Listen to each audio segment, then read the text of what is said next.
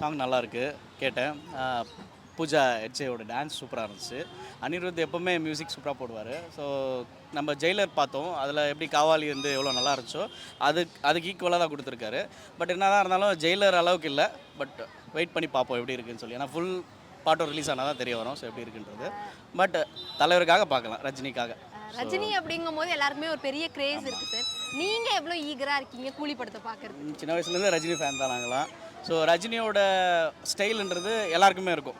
அது அறிஞ்சும் அறியாமலும் சரி, ஏதோ ஒரு ஆக்டிவிட்டியில் ரஜினியோட ஸ்டைலை வந்து நமக்கே தெரியாமல் நம்ம அதை ஃபாலோ பண்ணுவோம். அந்த ஸ்பீடாக இருக்கட்டும், அந்த ஸ்டைலாக இருக்கட்டும், கண்டிப்பாக வந்து நம்மளுக்கே தெரியாமல் நம்ம பாடி லாங்குவேஜில் அது இருக்கும். அது என்னென்னா அது ஒரு விதமான ஒரு ஈர்ப்பு தான் சொல்ல முடியும். அந்த ஒரு அட்ராக்ஷன் பார்த்திங்கன்னா எல்லாராலையும் கொடுத்துட முடியாது. இப்போது சாருக்கு பார்த்திங்கன்னா 75 மேலே ஆகுது வயசு.